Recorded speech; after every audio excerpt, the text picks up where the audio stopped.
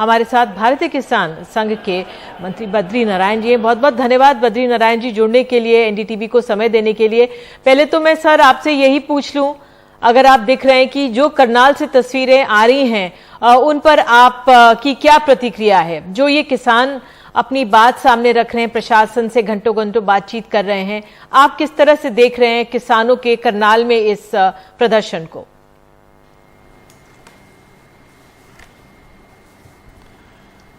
सरकार को बड़ा मन रखना चाहिए और सहानुभूतिपूर्वक विचार करना चाहिए। किसानों की मांग यहाँ पर और किसी अधिकारी से गलती हुई है तो उस विषय को भी विचार करना चाहिए।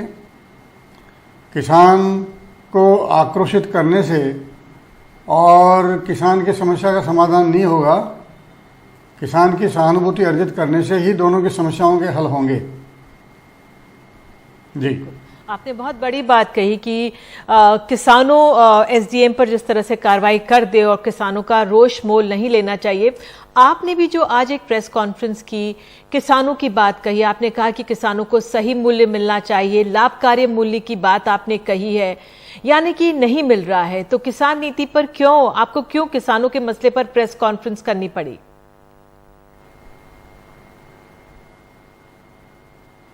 हमने ये तीनों अध्यादेश आए थे 5 अगस्त 2020 को, तो हमने अगस्त के महीने में ही 2020 में ही सबसे पहले आंदोलन की शुरुआत करी थी।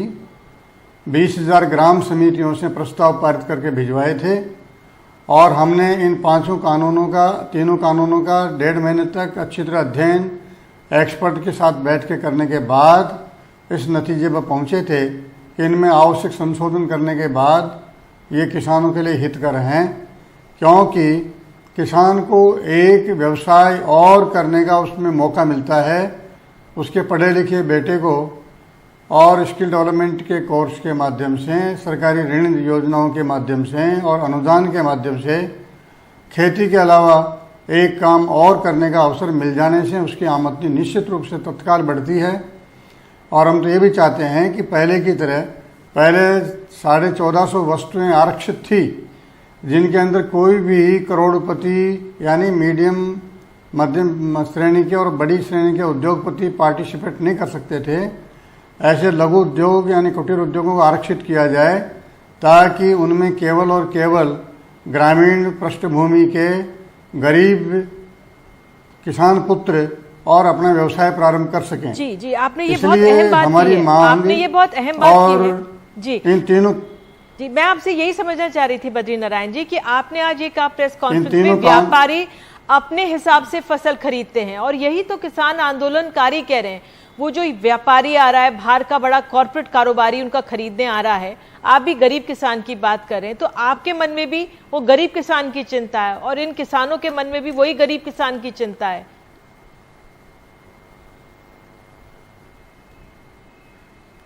बिल्कुल ठीक कह रहे हैं आप। हमने जो 5 सुझाव मांगे थे उसमें यही थे कि किसान को और पैन कार्ड के आधार पर व्यापारी खरीदने आएगा, 3 दिन के उधार देंगे तो तमिलनाडु का व्यापारी दिल्ली में आके खरीदेगा तो उसको कहाँ ढूंढेंगे और कैसे वसूली की जाएगी। इसलिए स्पष्ट नहीं है। आप इसके लिए या तो कोई पोर्टल डाल दो जिसके ऊपर रजिस्ट्रेशन हर व्यापारी का हो और उसको देख सकें, या फिर आप पेमेंट ऑन डिलीवरी कर दीजिए।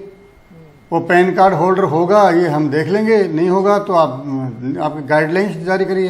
बिल्कुल, लेकिन हम उधार दें उसके बाद उसको ढूंढते फिरें। जी बिल्कुल, आप सही कह रहे हैं बद्री नारायण जी। आपने प्रेस कॉन्फ्रेंस में ये भी कहा कि एमएसपी पर आपने भुगतान जो है वो 6 महीने में होता है, सिर्फ 25% की खरीदारी होती है, 2 राज्यों में होता है। तो ये आपका सुझाव है और आपने कहा एमएसपी धोखा छलावा है, तो आप भी चिंतित हैं यानी एमएसपी को लेकर? ये मेरा आखिरी सवाल है, जो किसानों की भी यही मांग है। देखिए, हरित क्रांति के कारण और जब देश में अनाज की कमी को पूरी करने के लिए सरकार ने विचार किया तो हरियाणा और पंजाब उनको बहुत अच्छे उपजाऊ प्रदेश थे, जहां चावल और गेहूं के उत्पादन बढ़ाने के लिए और उनको प्रोत्साहन दिया। एमएसपी का प्रोत्साहन देने से वहाँ डाइवर्जन हुआ, मोनोक्रॉपिंग चालू हुई। अब स्थिति ये आ गई कि 3-3 साल का गोदाम में माल भरा पड़ा है, खराब हो रहा है और उत्पादन बढ़ाने के ऊपर एग्रीकल्चर डिपार्टमेंट के सारे रिसर्चर्स, सारे कृषि विश्वविद्यालय, केवीके सब लगे हुए हैं। भारतीय किसान संघ चाहता है कि अब जरा उत्पादन बढ़ाने के बजाय किसान की आमदनी बढ़ाने की तरफ ध्यान दिया जाए, बद्री नारायण जी, आप लागत लोग कम इन करने पर किसानों ध्यान के दिया साथ जाए। ही क्यों नहीं जुड़ जाते? अगर इन दो मुद्दों, बद्री नारायण जी, इन्हीं किसानों के साथ क्यों नहीं आके खड़े हो जाते तो सरकार सुनेगी? हम तो फिर इनके साथ नैतिक रूप से पहले से जुड़े हुए थे जी। लेकिन 26 जनवरी के कार्यक्रम के बाद धीरे धीरे देश भर के किसान का मन यहाँ से दूर होने लगा, हटने लगा। हम कोई नेता लोग जुड़ने का विषय नहीं है, आम किसान क्या चाहता है ठीक है, उसके हिसाब आप से जुड़े। संगठन को चलना आपने होता है। बहुत अहम बात कही इसलिए इनकी कि जो मांग सरकार आती को है कि संवेदनशील और सहानुभूति दिखानी चाहिए किसानों पे, और जो एसडीएम पर कार्रवाई की मांग है, क्योंकि उस वीडियो से सभी लोग चिंतित हुए। इसलिए बद्री नारायण जी जो संघ के हैं उनका भी यही सरकार को सुझाव